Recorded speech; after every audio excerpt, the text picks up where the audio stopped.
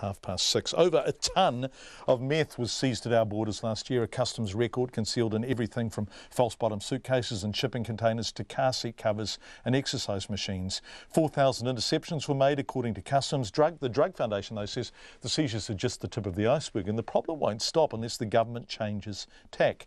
Sally Murphy went to Customs Auckland office to have a look at some of the seizures. On here we have statues. This had 3 kilograms of methamphetamine. This again came through the mail centre. The statues, when they were broken open, had concrete filler in them to provide a stable base with the methamphetamine mixed into the concrete concealment. You could mistake Customs warehouse for a toy store. A table full of Rubik's Cubes, plaster cast panda bears and checkers boards. These are just a few examples of what Customs officers are dealing with. Everyday items which are full of meth and other drugs. Customs, Bruce Berry says increased intelligence and cooperation with other countries is leading to more drugs being found. I would like to think with the results we're getting more than we're missing.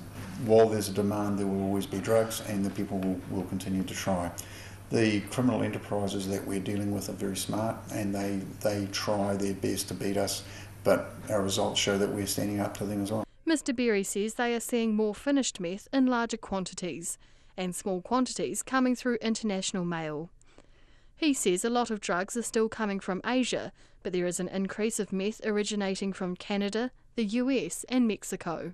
There's not one silver bullet that's going to stop this problem. There needs to be a range of initiatives, and I really applaud the government's approach to looking at both ends of the spectrum, stopping people getting into it, stopping it at the border, and also dealing with the effects of addiction and criminal activity as a result of it.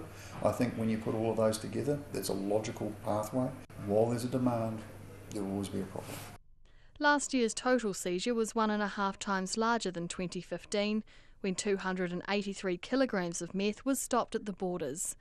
Drug Foundation Executive Director Ross Bell says Customs and the police are doing a better job, but meth use and seizures are growing. And we have to know that Customs isn't catching everything that's coming in. So actually their reported seizures is the tip of the iceberg. That much bigger quantity of drugs is still coming into this country, and it will continue to do so until we get a better handle on reducing the demand for drugs.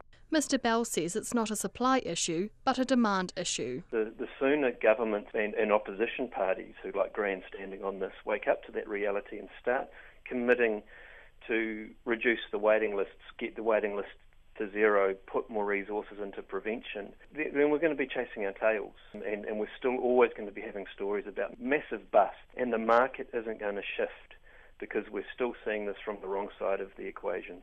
Customs says the challenge facing New Zealand is meth and MDMA prices here are much higher compared to many other countries, which makes drug smuggling a lucrative business. For Checkpoint, Sally Murphy.